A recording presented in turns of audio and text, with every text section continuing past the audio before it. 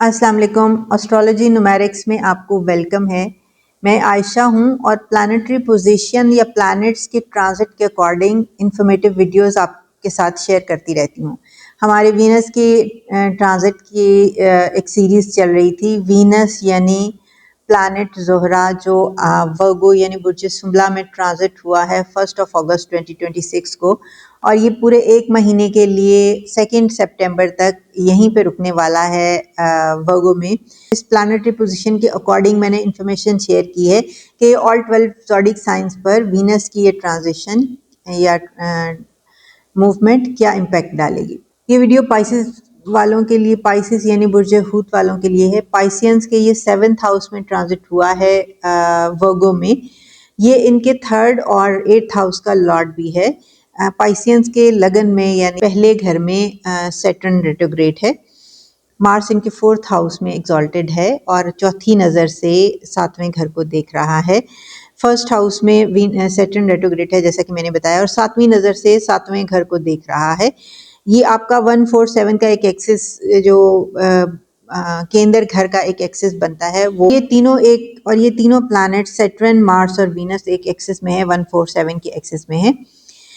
ये आपके 8th house का लॉर्ड भी है जैसे मैंने बताया। तो ये आपके 3rd और 8th हाउस पर भी वीनस की ये ट्रांजिशन इम्पैक्ट डालेगी। तो जल्दी से वीडियो शुरू करते हैं और देखते हैं कि पाइसियंस के लिए वीनस की ये ट्रांजिशन अलार्मिंग है या बहुत कंफर्टेबल और काम है। जैसे कि मैंने बताया, ये पाइसियंस के 7th हाउस में इस वक्त डब्लिएटेड है। 7th हाउस जैसा कि आप जानते हैं, ये आपकी मंगनी, शादी, इज़्दिवाजी ज़िंदगी, आपके लाइफ पार्टनरशिप या बिजनेस पार्टनरशिप का घर है। ये रिलेशनशिप का घर है।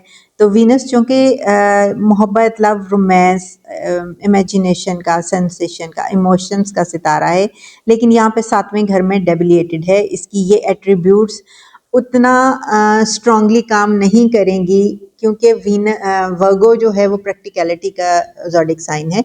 वो प्रैक्टिकलिटी को प्रमोट करता है, लॉजिक्स को प्रेजेंट करता है, हर बात लॉजिक्स के साथ प्रेजेंट करता है।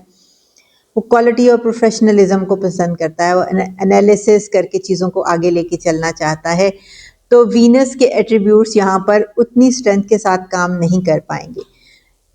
आपके रिलेशनशिप जितने भी हैं, चाहे वो लाइफ पार्टनरशिप है या आपकी बिजनेस पार्टनरशिप है या आपका कोई भी रिलेशन है, आपका फ्रेंड सर्कल है या आपका सोशल सर्कल है, वहाँ पर वीनस के ये एट्रीब्यूट्स आपके हर ही रिलेशन को सपोर्ट करने के लिए ज़रूरी थे। लेकिन चूंकि वीनस यहाँ पे डब्लिएटेड है, तो मे बी आप अपने रिलेशंस को या अपने इमोशंस को या अपनी चीज़ों को, अपने फीलिंग्स को अपने लाइफ पार्टनर या बिजनेस पार्टनर के सामने या अपने फ्रेंड सर्कल में उस तरह से प्रेजेंट ना कर सकें जैसे वीनस की स्ट्रांग पोजीशन में आप कर लेते हैं।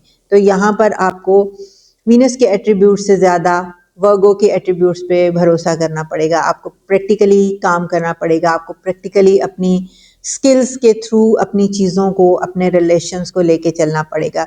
तो अगर आप बिजनेस पार्टनरशिप की बात करें, अगर हम बिजनेस पार्टनरशिप की बात करें, तो किसी भी डील को करते हुए या किसी भी एग्रीमेंट पर बात करते हुए या किसी बिजनेस प्रोजेक्ट पर काम करते हुए आपको अपने बिजनेस पार्टनर के साथ बहुत क्रिस्टल क्लियर चीज़ें और स्क्रीनिंग के साथ चीज़ें उनके साथ शफाफियत में उनके साथ शेयर करने की ज़रूरत है। इसी तरह लाइफ पार्टनरशिप में आपको अपने घर के जितने भी मामलात हैं या आपके डोमेस्टिक अफेयर से मुतल्लिक कहीं पर भी कोई चीज़ हिडन रखने की कोशिश ना करें या किसी भी चीज़ को पाइसियंस घुमाने की कोशिश ना करें। वैसे पाइसियंस बहुत थोड़े इंट्रोवर्ट होते हैं और अपनी चीज़ों को शफाफियत के साथ ही लेकर चलना चाहते हैं, लेकिन चूँकि यहाँ पे वीनस डब्लिएटेड है, कमज़ोर हालत में है, तो मे बी पॉसिबिलिटी है कि ये 3rd हाउस का लॉर्ड भी है, तो पॉसिबिलिटी है कि आपकी कम्युनिकेशन में कहीं पर कुछ थोड़े से डिच आएँ या कहीं आप कंफ्यूज होकर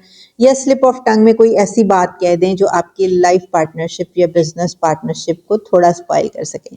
तो कम्युनिकेट करते हुए पाइसियंस बहुत केयरफुल रहें, अपनी चीज़ों को प्रेजेंट करते हुए बहुत केयरफुल रहें, अपनी डॉक्यूमेंटेशन में बहुत केयरफुल रहें और कोशिश करें कि जो भी बात करें उसकी लॉजिक्स आपके पास हों। किसी रीजनिंग पे बेस करके बात करें, बेपरकी या बेतुकी मत उड़ाएं, वरना आप किसी लंबी मुश्किल में फंस सकते हैं। ये आपके 8th हाउस का लॉर्ड भी है। 8th हाउस जैसा कि आप जानते हैं ये हिडन मैटर्स को रिप्रेजेंट करता है, ये आपके सीक्रेट अफेयर्स को रिप्रेजेंट करता है। तो मे भी कोई पुरानी बिजनेस डील या कोई पुराना बिजनेस प्रोजेक्ट या कोई ऐसी चीज या ऐसा एग्रीमेंट जो पहले आपके पार्टनर के सामने, बिजनेस पार्टनर के सामने नहीं था या उसको आपने हिडन रखा हुआ था, वो दोबारा खुलकर आपके सामने आ जाए और आपको उसको क्लैरिफाई करना पड़े। तो चीज़ों को यहाँ बहुत क्रिस्टल क्लियर रखें। अगर आपने पहले ये गलती कर भी ली है उनको हिडन रखने की, तो this is very good time कि आप उन चीज़ों को अपने पार्टनर के साथ शेयर कर लें, ताकि आपकी जितने भी रिलेशंस हैं, चाहे वो बिजनेस रिलेशंस हैं या आपके फैमिली रिलेशंस हैं या आपके पर्सनल रिलेशंस हैं, उनकी स्ट्रॉन्ग बेस जो है वो आपकी ऑनेस्टी और आपकी सिंसेरिटी पर चलती है और उसकी बेस ट्रूथ है, सच्चाई।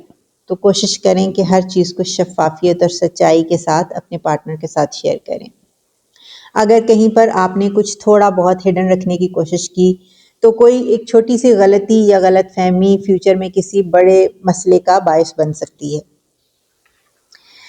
ये चूंकि आपके फर्स्ट हाउस में सैटर्न रेट्रोग्रेड है और सातवीं नज़र से सातवें घर को देख रहा है, तो बहरहाल इन मामलात में जो भी डिच आएगा उनको सैटर्न रेट्रोग्रेड होने के बावजूद थोड़ा सपोर्ट करेगा, क्योंकि सैटर्न वीनस का फ्रेंडली स्टार है।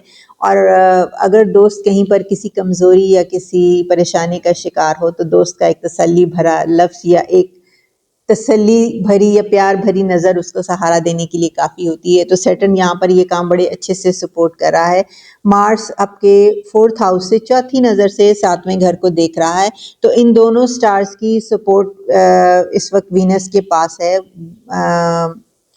ज़ोडिक वर्गो ज़ोडिक साइन में वीनस के पास इन दोनों प्लैनेट्स की सपोर्ट मौजूद है। लाइसेंस मेरी आपको ये एडवाइस है कि एक तो कम्युनिकेशन में बहुत क्लियर रहें और कोशिश करें कि ये 1 मंथ का टाइम पीरियड जितना मैक्सिमम आप खामोशी से गुजार सकते हैं गुजारें। बहुत डिटेल में किसी चीज़ की एक्सप्लेनेशन देने की कोशिश करेंगे तो आप अपने ही कही हुई किसी स्टेटमेंट में फंस जाएंगे। इसलिए कोशिश करें कि ये 1 मंथ का टाइम पीरियड जो है वो आप बिल्कुल साइलेंट होकर गुजारें। उतनी बात करें जितनी बहुत ज़रूरी है। एक्स्ट्रा कम्युनिकेशन आपकी चीज़ों को ख़राब कर सकता है।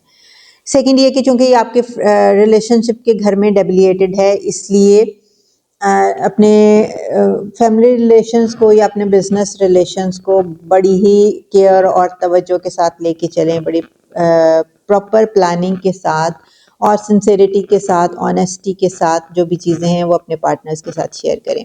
1 मंथ का टाइम पीरियड है, होपफुली आपको ज़्यादा परेशान नहीं करेगा। ये एक बड़ी ट्रांसफॉर्मेशन या एक बड़ा चेंज आपको दिखाएगा। ये मार्स चूँकि आपके 4th हाउस में है, इसलिए घर का इन्वायरमेंट, घर का माहौल थोड़ा एग्रेसिव या हार्श हो सकता है। आपकी कम्युनिकेशन की वजह से भी हो सकता है, आपकी थोड़ी लापरवाही या नेग्लिजेंस की वजह से हो सकता है।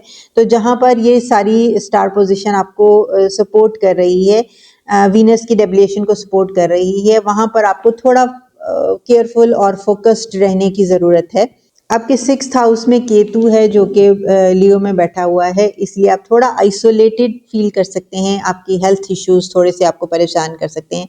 अगर आप थोड़ा आइसोलेटेड फील करें तो उसका एक ही तरीका है कि आप साइलेंट रहें और अपनी तवज्जो जो है वो अपने कामों में, अपने प्रोजेक्ट्स में, अपनी जॉब में, अपने करियर में लगाएं, ताकि ये आइसोलेशन आपको ज़्यादा तंग ना कर सके। जुपिटर आपके 5th हाउस में बैठा है, सन भी वहीं पर है, तो आप तालीम के मामलात या औलाद से मुतालिक मामलात में बहुत बेहतरी देखने को मिल सकती है। अगर इस एस्ट्रोलॉजिकल एनालिसिस से रिलेटेड आपकी कोई क्वेरीज हो तो आप कमेंट्स में लिख सकते हैं।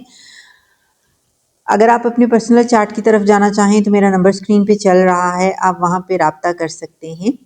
वीडियो को लाइक और शेयर करें। अपना बहुत सारा ख्याल रखें। चैनल को सब्सक्राइब करें। खैर व बरकत की दुआ।